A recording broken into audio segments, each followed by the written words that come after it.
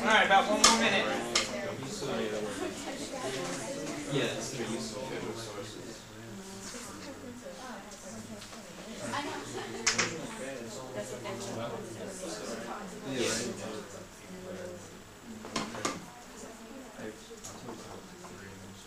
Okay, everybody. Alright, whatever you have, that's fine. Okay. Now, let's start with group 1. And what I want you to do is give your best evidence and then tell what question it would be best suited for. So, whoever your speaker is, go right ahead. Okay, so in chapter 1, it really relates to the first question because in chapter 1, like Becky talks about how like the media is a conflict theory, and why on page 3 he talks about how the 5 big corporations, Time Warner, Walt Disney, Murdoch, Cameron, Bertelsmann, how they control newspapers, books, motion pictures, studios, radio, television, and that's all on page 3. Okay. And then he goes on to say at that same page how like not even a dictator in history had this much communication power. And then he goes on and like how they're like they have like a cartel-like relationship on page 5 he mentions, and how they have joint ventures together, that's on page 9. Okay. So they're like business partners with each other. And then on page 17. So wait, let's stop for a second. What's the point of the joint venture? Why does he mention that? Who cares? Because like they're like, although like they're like helping each other, they're like business partners. They're like it's like a monopoly. Like so Bagdigian believes that because these other companies are on the boards of these media companies and they advertise. Remember we talked about the 5 filters. That's certainly one area. Even though that's not in the book, Bagdigian is basically discussing that. I'm not sure why he didn't. I think he does mention Chomsky in the book at some point. But he doesn't describe the 5 filters. But this idea that if I have relationships with IBM or Apple or Hewlett-Packard and I find out that they're doing bad things in China to workers, I'm probably not going, maybe I'll do a story on it, but we'll put it in the background or not do a video. If I'm CNN, I'm not going to do a full-scale headline story about it. So that's potentially one element that leads to some form of censorship. Go ahead. And then on page 17, he talks about like how this is dangerous politically because the large corporations are giving a lot of money for campaigns, political campaigns, and so now they have a lot of political influence, and they actually give some numbers for the 2000 presidential race. They gave $1 billion alone just for the presidential race. And so that's why they're not doing things like breaking up, like changing the Telecommunications Act of 1996. Okay. And we didn't talk about this specifically because it's somewhat of a confusing bill, but basically the idea of this, and you can see it in the book, is that in 1996 they passed the Telecommunications Act that allowed media companies in one market to own more than one media outlet, which beforehand was against the law. There was a whole host of other legislation or legislative aspects to that bill, but that was the main thing that occurred, that now Fox News or News Corp can own the Wall Street Journal, the New York Post, radio stations and TV stations in New York alone, and then in Chicago and Los Angeles if they want. All right, go ahead. Okay, and then in chapter 2, it just really goes into a lot of details about like each of the corporations, and like I guess for like question 1, you can just use some examples from chapter 2 to show like how they own so much. Like for Disney, they on page 36 just lists whatever Disney owns, like ABC, ESPN. NFL.com, History Channel, A&E, so we can just do something like that. So like just further show how much control they have over different aspects of the media. Right, that it's not just the news, it's the entertainment world and all this other stuff. And you get through that chapter the idea that media companies are focused on one thing, and it's not the truth. It's about profit. And if skirting the truth or ignoring the truth, or talking about Whitney Houston or Anna Nicole Smith or any of these bizarro celebrities, or talking about, I'm telling you right now, CNN spent 2 hours the other day on the red carpet at the Oscars. Is that what CNN should be doing? Maybe if the whole world was going great and everybody made a decent salary and there wasn't 8-9% unemployment and we didn't have $15 trillion worth of national debt and a war on terror and 2 wars going on in foreign countries and God knows what else is bubbling underneath the surface in this country, that it would be okay to sit there and talk about the Oscars. But for CNN to do this, it proves a little bit of what Bagdickian is saying, that not only do they not talk about serious news, but they distract people with nonsense. And one of the reasons why they do it is because if you're ABC News, you're working technically for Disney, so if a Disney star or a celebrity does something special, you're going to make that one of your top stories. Or a celebrity from another company does something stupid, you're going to focus on that. So it's one of the reasons why, or at least Bagdickian uses it partly to explain why media companies like to focus on celebrities, because it's their product is on display, whether it's ESPN or the Super Bowl or whatever it is, and also that it distracts people and fills up time from any real news. And you remember when Jim Cramer was on Jon Stewart, Cramer goes, well, we have 17 hours of live programming to fill up, and he's like, and John goes, well, maybe you should do less of that. And it's unfortunate in the 24-hour news cycle with these cable channels that have to constantly feed, that they have to keep coming up with stories. And one of the displays of that is, remember the You Be the Editor assignment that I gave you guys, that if there's a limited amount of stories, some of you were putting unverified stories about Whitney Houston living in Iceland and faking her death. And other things like that. Some of you talked about the Cuomo stuff going to Elliot Spitzer's hooker. That these things get out there and they become, when the media says them, they're almost the same as truth. And the media can have a great impact. There was a rumor that came out that United Airlines was going to go bankrupt. Their stock dropped 45% in 5 minutes. It came out later to be untrue. When Steve Jobs was sick, rumors came out constantly. You remember Cramer talked about the Apple, like you spread rumors, you foment. That's what he called it, fomenting. So, all right, anything else? Just like on page 20, you talked about... Like, on page 20? Yeah, the sensational stories that you just mentioned, how like they use stories like kidnapping or something like celebrities to like, and instead they're not talking about like real issues like healthcare problems and unemployment. And then there's another reason why do you think that news agencies would be more willing to read stories that have clear-cut villains and heroes, and the stories are somewhat simple, versus something like the national debt or healthcare? Go ahead. Well, when a person reads that, they know who they should hate and who they should feel sorry for, so they kind of feel secure in reading it. Right, and if it's about Whitney Houston, I'm not scared for my own life, unless maybe I'm doing drugs like her. But if I read a story about the national debt and there appears to be no solution to this problem and it just continues to get worse, I mean, do you really want people being cynical about or frightened about what's going to happen in the future? And these are not easy issues to understand. And again, they touch upon aspects of, first of all, the news thinks you're all stupid. The media companies think you're stupid. They think you have the intelligence of an 8-year-old. And you can tell by the things they do. The media, too. The media thinks you're completely stupid. I didn't see the New York Times today, but I can guarantee you what was on the front cover of it. And it had nothing to do with anything. I would be shocked if this wasn't on the front cover. Did anybody see the New York Times today? We'll look it up. I guarantee you it was that fire that took place in NASCAR. I can almost guarantee you that was on the front of the news because it was on fire and it was flamed. Nothing happened. Nobody got hurt. It delayed the race for 2 hours. Whoop-de-doo. Right? Instead of the fact that sometimes good news comes out, like the consumer confidence report went up today, or what's going on with the Greek bailout. Like, these things are important. And these things are hard to understand. In the media, first of all, journalists probably have the mindset of an 8th grader. as far as I'm concerned. The way they focus on certain things, rumor-mongering stuff, especially lower-level journalists, maybe the more reputable journalists in the New York Times. So I really don't even think they understand what's going on with Medicare and Medicaid. And to defend journalists, neither does your congressman, and neither does Barack Obama, who, by the way, passed a 2,700-page Health Insurance Reform Act that goes into effect next year. And if you guys are in, those of you who are in nursing, have fun, because this is going to be a nightmare. I mean, the government can't tie its shoes. Look what they've done with the Medicare and Medicaid program. Now, on top of that, the government is going to force everybody to buy health care, whether you want to or not. And I can assure you there's going to be constitutional challenges left and right. I'm upset that Stony Brook forces me to buy student health insurance. I'm thinking of converting to Christian Scientist just to tell them that I don't believe in health insurance. I mean, it is an absolute. I don't like the fact that the state forces people to buy auto insurance. What the hell is that about? That's a complete giveaway. These inspections, all this stuff.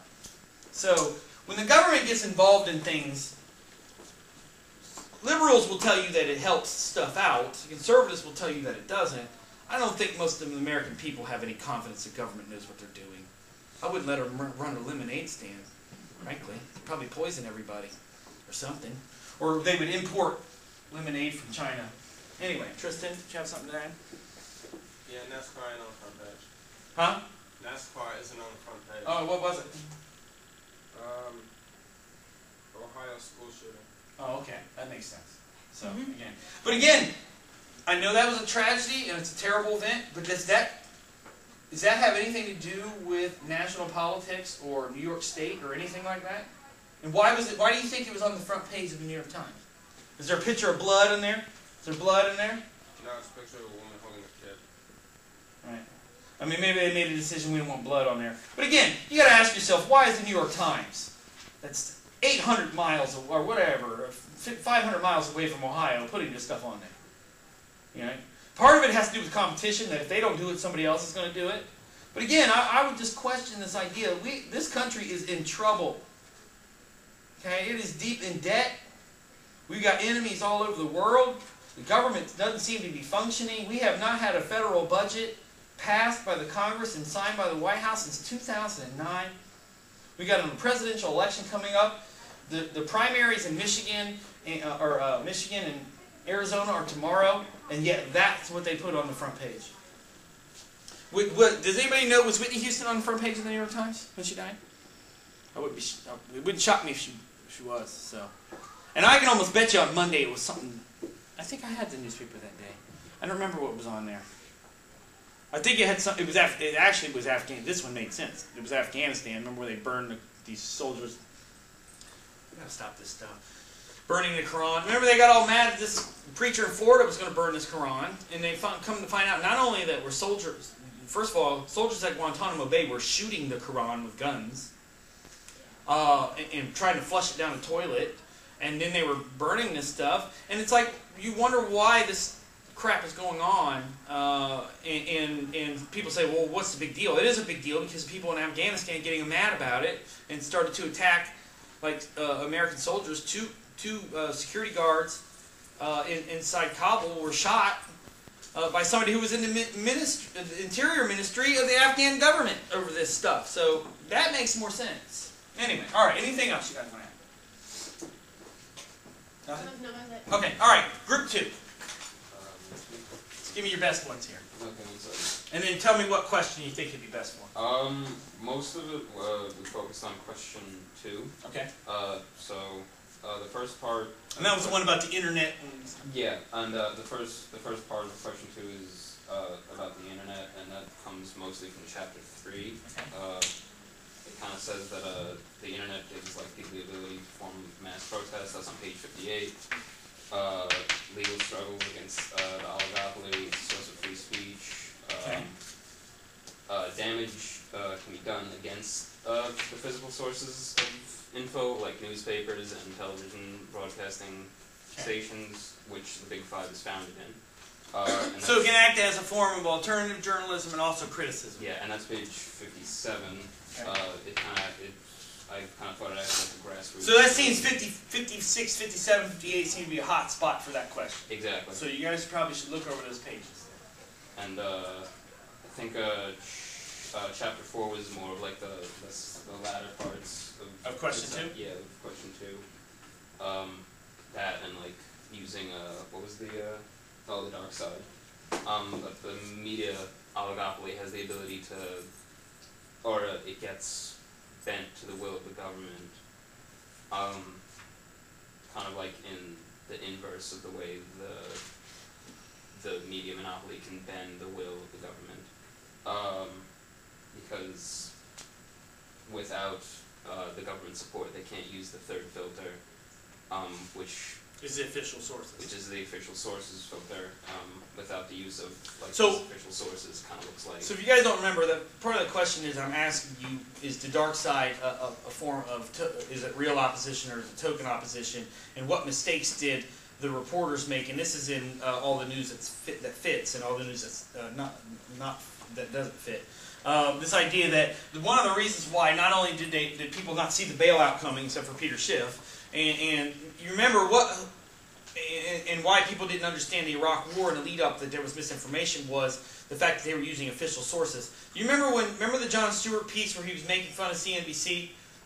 They had Maria Bartiromo in Davos, Switzerland, and she's talking to John Thain, who's the head of, I think, Bank of America or one of the JP Morgan, one of these things. And she asks him, how's your business look? And what does he say? Good. Right, we're doing okay. Right? And you remember Maria comes back and says, that's amazing that CEOs say that their companies are doing okay. And Jon Stewart came back and was like, that is amazing that that CEOs would say that their businesses are doing okay because they want their stock price to rise. And you remember the joke he did? He said, you know what? I know O.J. Simpson.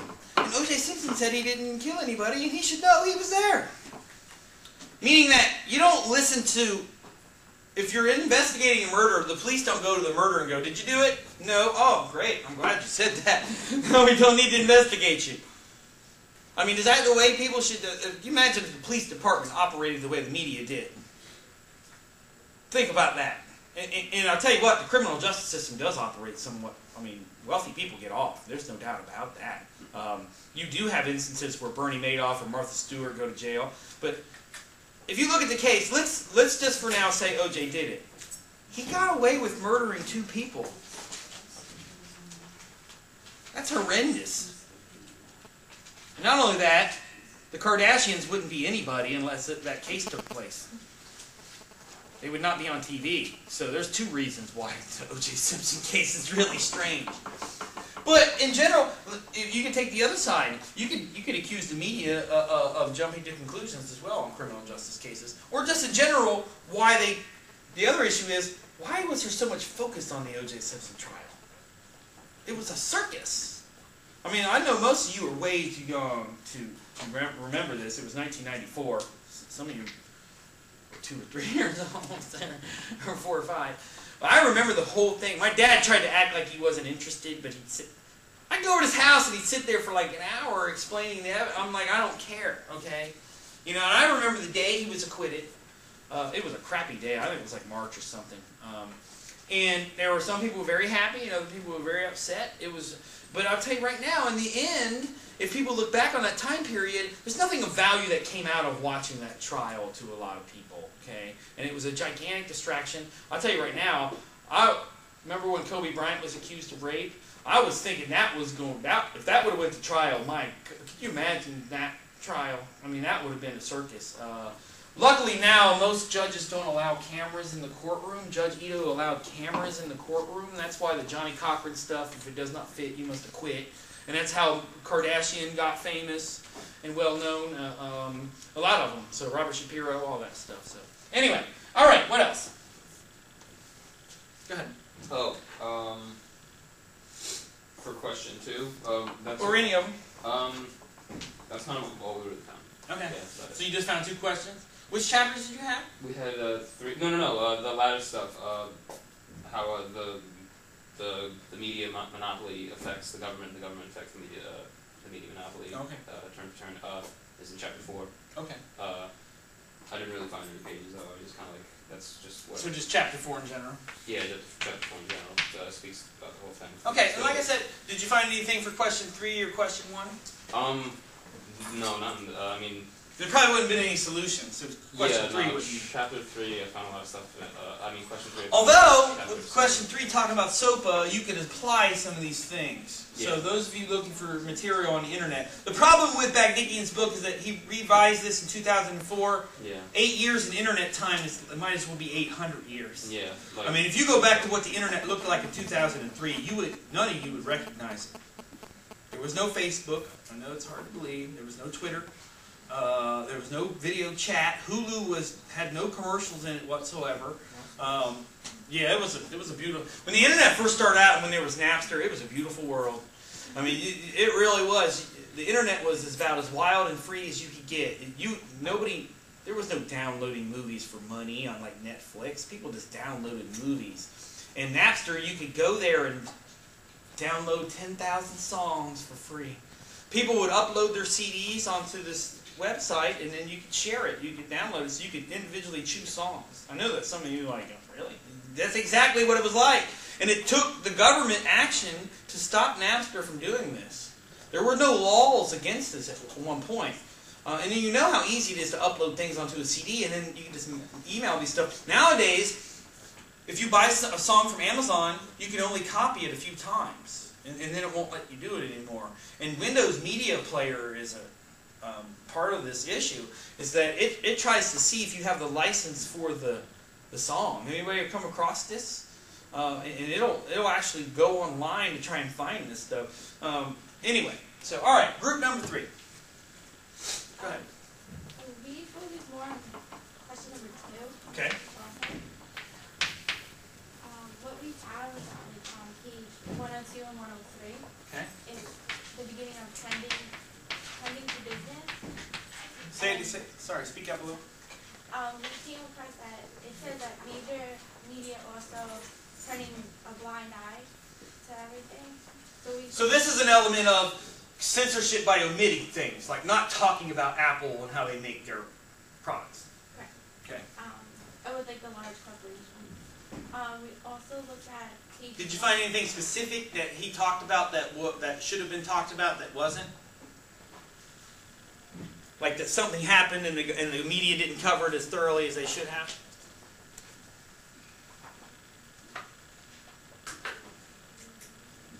I like the criminal behavior that the large corporations, like Yeah, 104, 105. Did he talk about this?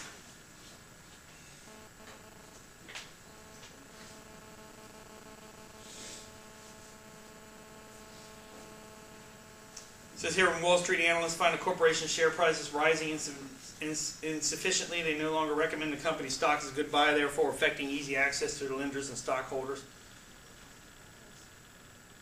But go ahead. Sorry. we also looked at page 121, which is in chapter 6. Okay. Where it says despite the longer and more numerous stories, newspapers share responsibility for the narrow political spectrum in America for the politics. We figured it tied in on how, like for the dark side, how they kind of. No, that's good. And also on top of that, so what's that mean if you're someone like Ron Paul, who's a libertarian, even though he's a Republican in the Republican Party, or even more, or even maybe even more or less mainstream? What happens if you want to be if you don't want to vote Democratic or Republican? Do you have much of a choice? They always, you know what they always say about American elections, which this drives me crazy, and this speaks to the power of the media as well. With a two-party system, first of all, most people call it the one-party system, the broken party system. Anyway, but this idea here that if you wanted to extend it and try and get a third-party candidacy, people will tell you, well, just vote for the Democratic or the Republican candidate. Don't vote for Ralph Nader or something. And they'll often say, well, Obama is the lesser of two evils. Here's the problem with that equation. The lesser of two evil is still what? So Satan or Satan Light? I don't really think that Satan Light is going to be much better than Satan. You know, I mean, what would you rather have? Saddam Hussein or Kim Jong-il killing you? I mean, they're still going to do the same thing to you. Now, I don't know if I necessarily buy into that. That's more of a conspiracy theory, but certainly that's some of what the critics say. But go ahead. So that's one way. It limits third-party candidates. It limits alternative ideas. Nobody came out against a bailout, that type of stuff. So go ahead. That's pretty much what we got. Okay. You also see a little bit of this element here on page 121. It talks about how almost every high government executive, member of Congress, and head of government agency begins the day by reading the New York Times, the Wall Street Journal, and the Washington Post. It talks about some of the issues with newspapers. Okay. And you say, well, big deal. Newspapers are having a hard time making money. Why is that a big deal when it comes to their coverage? What's going to happen if a newspaper is focused more on profit than on getting information out? They won't pay to send reporters on the scene. Right, so the investigative stuff is going to stop, which is a very serious problem. That's one of the things that leads to the third filter, that we don't have the money to send you to Afghanistan to see what's happening, so just go and interview the Assistant Secretary of the Defense Department and ask him what's going on. Oh, and the military would never lie, right? Like in Vietnam when they said, oh, just a few more days now. We're going to stop these communists, right? And that's what was going on. And what I find funny is that journalists in the 60s and 70s knew this stuff and deliberately would go and try and do their own reporting. But again, even if the journalists wanted to go to Iraq to see what's happening, if they don't have the money, it's not going to happen. On top of it, what stories do they like to focus on that cost virtually nothing to make? The sensationalist story. Right, there's the celebrity stories. Somebody died and some kid drowned in a bucket. Toothbrushes that eat your mouth. I mean, I swear, I'm not kidding you. I'm not making that one up. And most of the stories I have for you be the editor thing, I didn't make up. I saw you know how they have these news lead-ins that go, find out what's killing your children in school next at 11, right? To scare you. They want to scare you, and they want, again. The other day they said, mouth-destroying toothbrushes next at 11, and I'm like, oh my God. I'm like, yeah, this is a real serious problem. There's 60 million people suffering from this problem. I mean, the ridiculous frivolity of it. But the reason why they do these types of reports, because it's easy to do these types of things. Like the New York Times, they didn't do any original analysis of that story with the shooting in Ohio. They just gathered information. They probably called a few people on the phone, called the reporter that was there, wrote some stuff down, took them 5. I'm telling you right now that a lot of these news stories, the New York Times tries to act like it's like the greatest thing on earth and that they have integrity, and some of the journalists do. But I'm telling you right now, how long do you think it takes for these journalists to write these stories? Like physically, once they sit down and start typing. How long do you think it takes them? 20 minutes? Seriously. I doubt it takes more than 20 minutes. They look at some notes, and they can type fast, 85, 90 words a minute. How long are most stories in the New York Times, roughly, you think? How many words? Pretty long. Some of them longer than most, but maybe 2,000 words? Right? Maybe? More like 700 or 800 words. Think about, what's Twitter give you? How many characters? 160? Something like that. So journalists they're like 5 times Twitter. 10 times Twitter. I mean, that's what they are. And stories like what happened to this school shooting can't be done in 700 words. And why did they put it on there? Because it's good pictures. They had a picture, right? Yeah.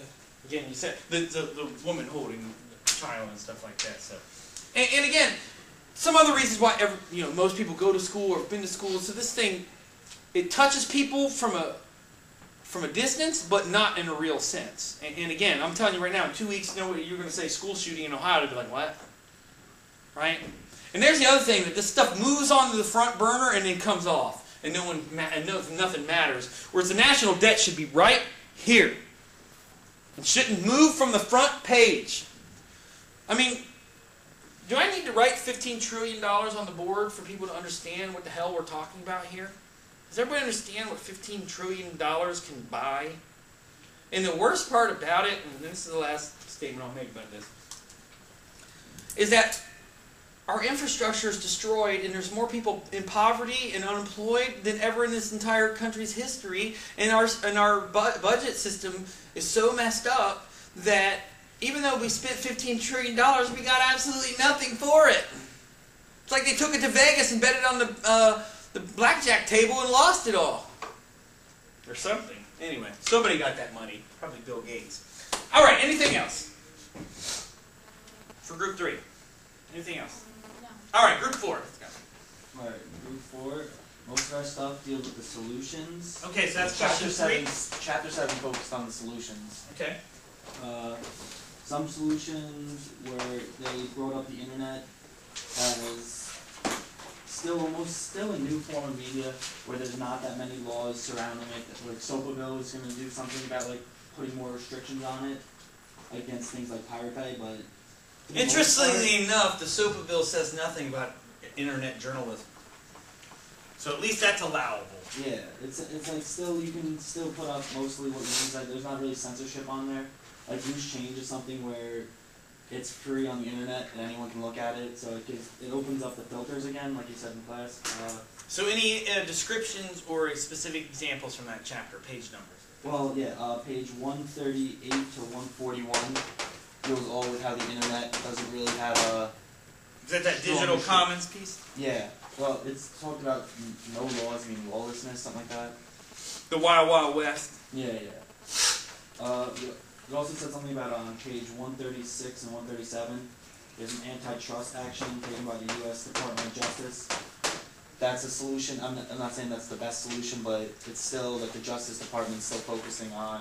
And with whatever time we have left, we'll talk a little bit about this, the idea of these solutions, but I think you hit on that this is an excellent part of the book here to use for question number 3. You see him say, and he does even more throughout the book, but the chapter itself is rebellion and remedies.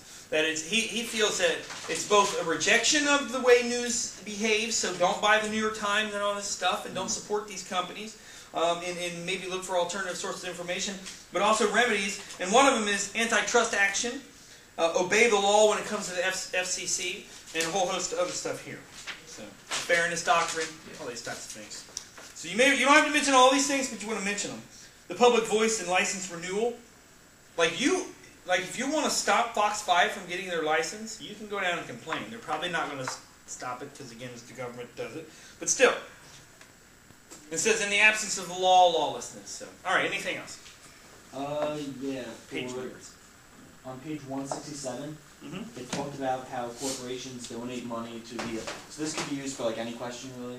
It talks about how the corporations donate money to the politicians, who then have to use that money to support the corporation's views. The whole section is called Corporations as Heroes. Well, and if you also think about it, the media companies are giving politicians money for their campaigns. What is 80%? Does anybody know about 80% of campaign funds get spent on? What do you think? Yeah, so by Time Warner giving Obama money, they're going, hey, here's some money. Buy some advertising time on our network. It's almost like paying somebody to go... It's like, here, you have a pizza business, you give somebody $20 and go, here, come in and buy some pizza. Like, make it look like we got business going on. So it's kind of crazy, but certainly. Go ahead. I was just saying how like it kind of like almost escalates each other's, as like corporations give money to politicians, and politicians then use that money for the corporations to promote the corporation. Yeah, it's wild. It's like they're almost bribing their own... Not only do they get the politician in their pocket a little bit, or get attention, but then they get advertising dollars. Yeah. So, it's quite clever. Go ahead.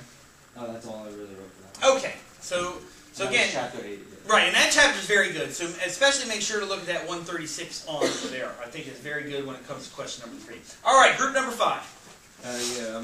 Ours mostly was for question 3. Okay. And on page 188 is the Gannett Corporation. They own a newspaper, and the FCC had doubts about letting them buy a TV station. So what is this evidence of? That the government at least does what sometimes? Less than things allowed. Okay. This was in like '78 too. But the FCC did take up the case because they thought they were concerned about Gannett. They didn't want them to, but then they eventually allowed him, and then he would sell the TV station anyway at like a record price. So maybe this is evidence of what was going on to create the media monopoly. Right. And then Newhart, he was part of the Gannett Corporation.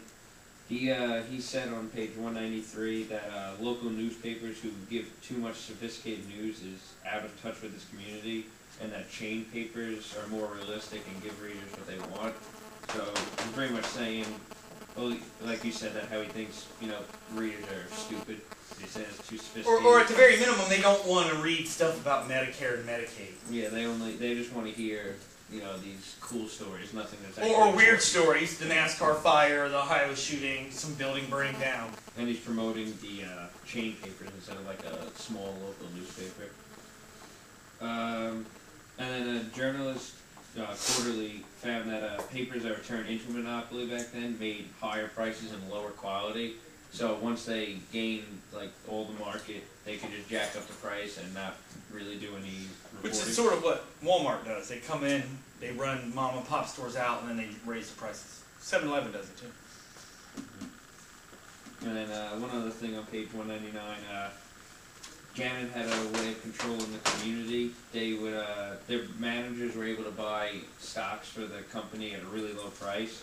So they would do that and then sell it high to make a fortune. So it would, not only would they make money, but other people would have to pay even more than they normally would for it. And if you look on 198, is an evidence of one of the filters. Remember, one of the filters was flack against reporters who didn't follow the rules or editors who didn't follow the rules. So it says here, there's seldom daily or detailed inference in the chain paper's news. Given the large number of rapid decisions reached hourly, such interference would be impossible. Detailed interference in the chain.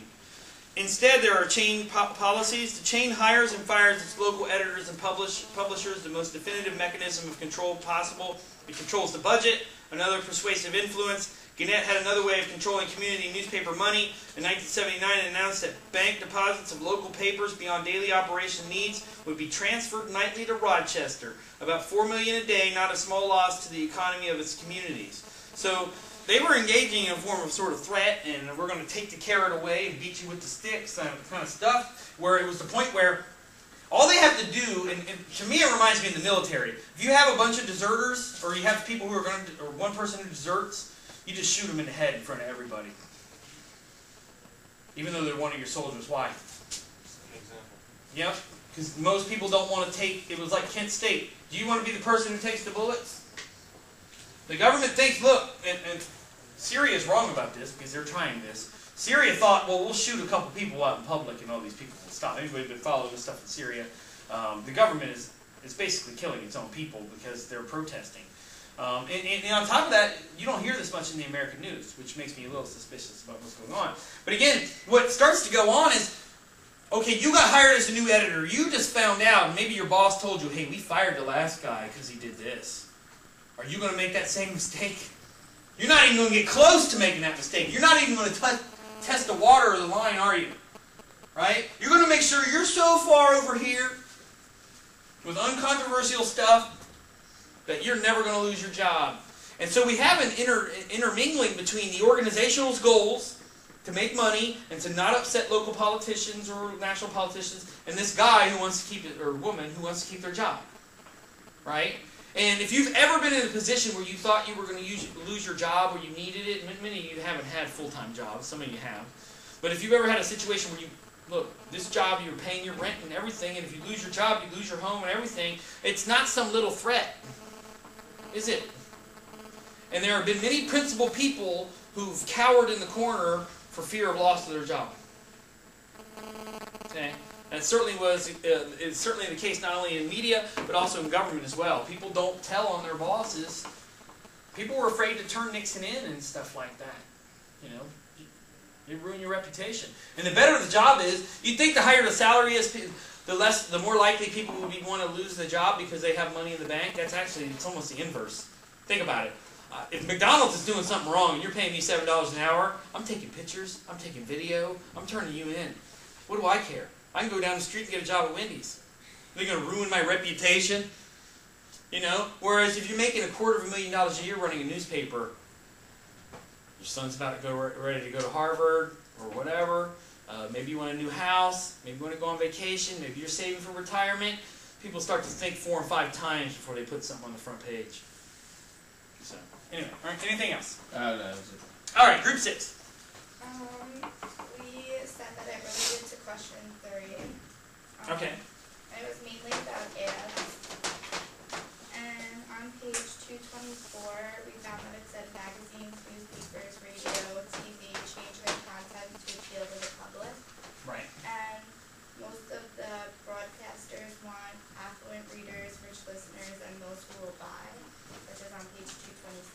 Right, which means they don't want people who think them. I mean, they want intelligent people because they usually make more money, but they don't want highly critical people reading their newspaper going, well, you didn't explain this well enough, or how come you were talking about the Ohio school shooting and not the national debt or something like that. Anyway, go ahead. And then on page 226, it really said that, again, it kept repeating, New York Times is even true Trump readers were more wealthy. And the New York Times is supposed to be one of these watchdog journals. It's not the National Enquirer. It's not People Magazine. People make decisions on their money, where to live, what kind of job to take, who they should vote for from the New York Times. It's not a little thing, right? I mean, think about it. If all you knew about political candidates is their advertisements, would you get a clear view of who these people were, or their interviews on TV? So it's important that journalists are able to dig down deep and tell, well, Rick Santorum voted for this in 1998, even though he said this out in public, or Obama, said this, and now he's in office. He didn't do anything about it. That kind of stuff. That people need reliable, timely information, not just reliable, but timely information. Go ahead. And then we really only said maybe Bagdickian's solution was that the ads are corrupt and that you could avoid them. How would you do that? Maybe like a new funding model or something? Maybe what needs to be done is, and this is probably not going to happen. Here's the problem with the internet. Guess what has happened to the importance of ad revenues versus subscriptions? A lot of newspapers used to get a fair amount of their revenue from subscription costs, the cost of the magazine, and then a percentage of it was advertising. What do you think is going on now that the internet has sort of blown up the subscription reality? Okay. I think it's what a postmodern reality that the job of paperboy is going to be destroyed. Is it easy to charge for things on the internet? Subscription fees? Let me put it another way. Do you think somebody's going to pay, what is it, like $2 for the New York Times? Do you think somebody's going to pay $2 for something that's not printed on paper? I mean, don't you think people are going to question, why is this worth $2 when it's just on the internet and you didn't take you nothing to do? You didn't print this. There's no ink involved here. When something's on the internet, it's just up there. 20,000 people can access the same thing at the same time usually. Okay? So one of the issues is advertising has become more and more important as the internet has become the primary vehicle through which news is distributed. Where now, I mean, look, if there was no advertising on Facebook, that company would be worth nothing. Okay? And the one thing about Facebook is at least Zuckerberg's pretty clear about who he is, isn't he? He's a profit monger, and he doesn't care about anything else. He doesn't care about your privacy. He doesn't care about your safety. He doesn't care about your information. All he wants to do is provide you with products that will keep you coming back to that site and looking at those dumb ads all day long. Same with YouTube, same with Hulu. It's not that Zuckerberg's any different. And he's not any different than a TV. Do you think that the NFL puts on the Super Bowl for free? You think NBC wants to broadcast that for free? You think they do that just because they think it's a good idea? Right? It still doesn't explain why NBC has the Olympics, which loses money every single year, just about, anyway. So, alright, anything else? That's all we said. Alright, group 7. You have the final chapter in the afterward, so, I know that you probably have maybe not as many examples, but give me some examples. Relates to all three questions, I guess. Question 3?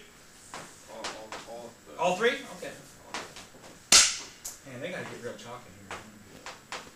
Anyway, go ahead. Okay. Well, page 233 where it starts. Page what? Page 233. Okay. What's it say there? What's that?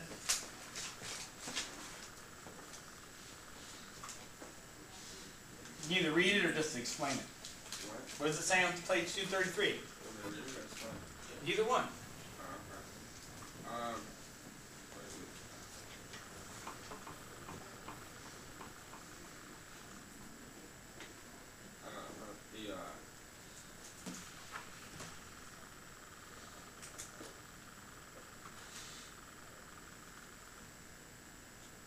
What does it say? We're talking about how the doctor saw the fully cure-all pills, and how they had ads kind of like backing him up. So they were advertising for something that was a questionable product. That's what's going on here. Why? Why was the newspaper allowing them to do that? Because they paid the newspaper, so it just was profit both ways, and the pills obviously didn't do anything. So the newspapers were engaging in a form of fraud. Right. And that backs up at least some of the contentions about the conflict theory, right? To some extent. That newspapers, again, don't care about the truth, Right. whether it's a story or whether it's an advertising. Think about that. Think about if newspapers were advertising for something that turned out to be poison. Go ahead. And then on page 235, on the subtle corruption part, it says, modern corruption is more subtle. Today or in recent times, advertisers have successfully demanded that the following ideas appear in programs around their ads. So they kind of place their ads based on what's on TV and what the person is watching. So it would be to more of what they would like. And you see, they give some general examples there. I think they should have gotten a little bit more specific there. They use stuff like cigarettes in the 50s and things like that. So, also, if you look at, go ahead. Anything else?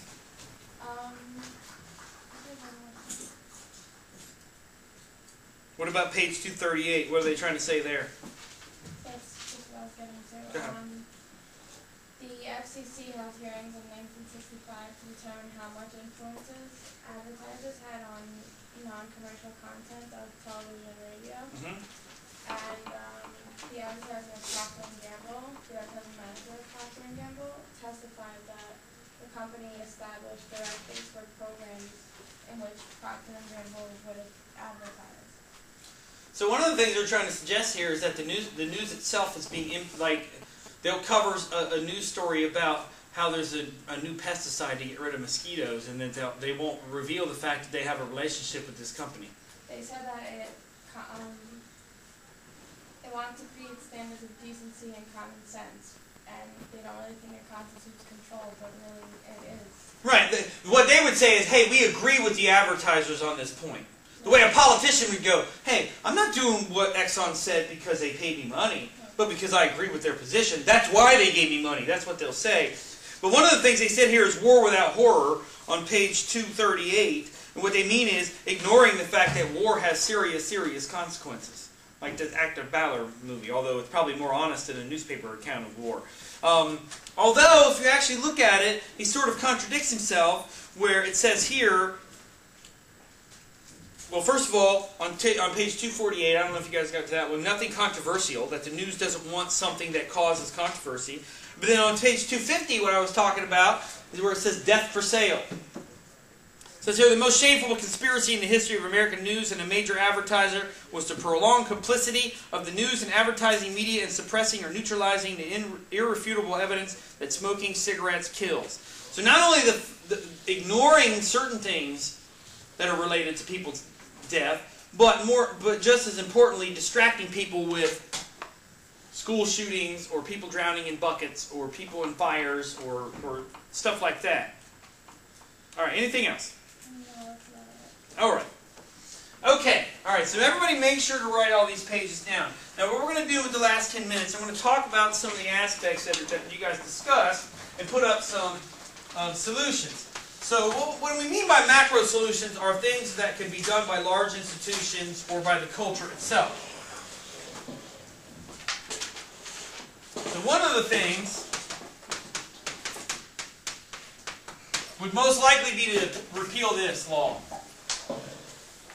And we'll talk about so is this a very likely solution, that the government's going to stop the media from doing this type of stuff? And one of the reasons obviously is that if all of a sudden Obama said, all right, we're repealing the 1996 Telecommunications Act, who would come out against him, and why would that be a problem with him coming up for re-election in November? So who would be... Well, who specifically would be against him, against the bill, and against him? Corporation. Right, but more specifically, what types of corporations? The advertiser. Right, go ahead. Me? Yeah. Yeah, like the TV companies, when show ads, radio, and... Yeah, the media companies, and they would do what Google and Facebook did during the Sopa. They would, like for example, I want to say Twitter shut its site down. Didn't they do that day or something like that? There were a couple sites that shut completely down. Wikipedia did. To show you, see, this is what you're playing with, and even more importantly, with Obama up for re-election, there's no way he's going to even touch that bill. Not a chance, because then Time Warner's going to come out and say, manufacture some statistics and say, well, since the 1996 Telecommunications Act, there have been even more media outlets than ever before, although they're still owned by the same 5 or 6 companies. Anyway, so Antitrust Act may or may not happen. There's actually laws on the book that stop that are already there. They wouldn't even need to pass legislation. So,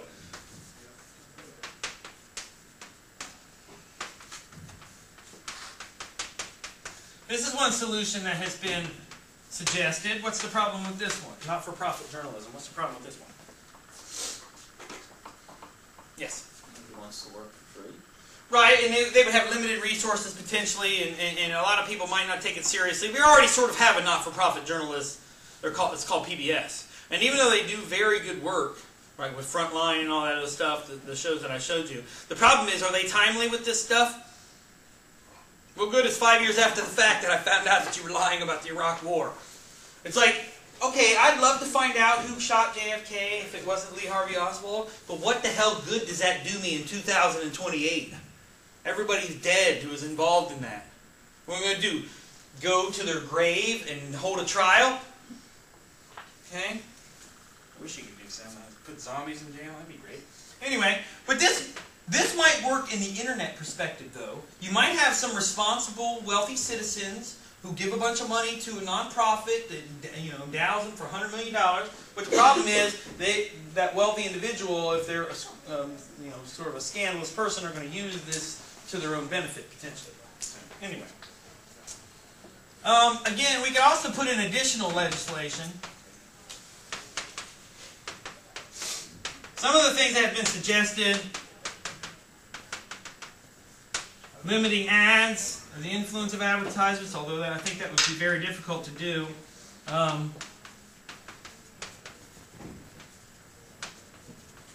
Public financing of campaigns, which would, at least at the very minimum, what would that do if campaigns were financed publicly versus privately? What do you think politicians would be more willing to do? They'd be more willing to work harder because For who? for the people. Right, so they would not be as interested in kissing BP's ass because they spilled oil. I mean, BP almost destroyed the entire Gulf of Mexico, and they didn't even apologize. They were lightly fined.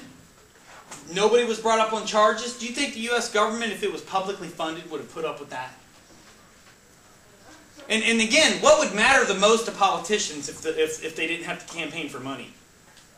One thing and one thing only would matter, wouldn't it? What is it? Although some of you should be registered. What is it? Folks, that's the only thing that would matter. The Supreme Court, though, has ruled that you cannot limit campaign money from anybody. This was that Citizens United case. This is that super PAC stuff. Those of you in my intro class, we talked about this. Anyway, number 4, I'm not going to write it on the board here. Civic engagement and political participation as a whole, that needs to be encouraged. If people are more aware of these things occurring, then potentially it might alter things. Community awareness, and you see this on page 151 and 152. And one of the general things that probably would need to happen is a form of cultural change or social change, which is not exactly easy. Wait a minute. Wait, that was the micro level. Anyway, sorry about that. Public service campaigns against the media as well. Publicly shaming the media would work as well, and social change. Now, those last ones, because I got these switched up, sorry, but those last ones were for the micro level. So put those on the micro level. Sorry about that. The civic engagement, political participation, and community awareness.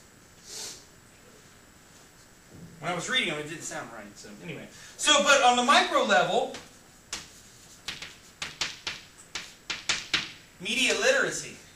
Understanding how stories are made, understanding the role. Like reading this book would be part of this element. Maybe 7th graders should read this book before they start, or 10th graders or whatever, before they become citizens. Right? Maybe not this book, but something like it. Or at least learn, like, look, CNN has these relationships with MSNBC and with Apple and all these companies. At least be able to understand to where you can see what's going on, right? This is like sort of teaching somebody how to read a liar. or teaching a lawyer how to read someone's face. But if you teach people to read the media, it'll work a lot better. And people will be more critical of it. Number 2, vigilance and following up stories.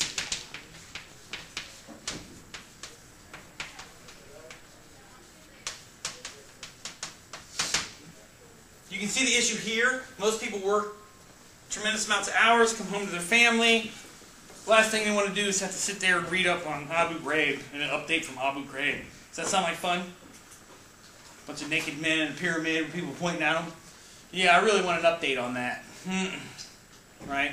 Or, look, the other issue is, alright, just because I learn about the national debt doesn't mean I can do anything about it, right? So I think there's a feeling of helplessness among some people in the American public that, alright, fine, I followed up on the story. I still can't do anything about it. Right? Or like corruption in the Suffolk County legislature. I can't do anything about that. I mean, I can change my vote. Okay? Anyway.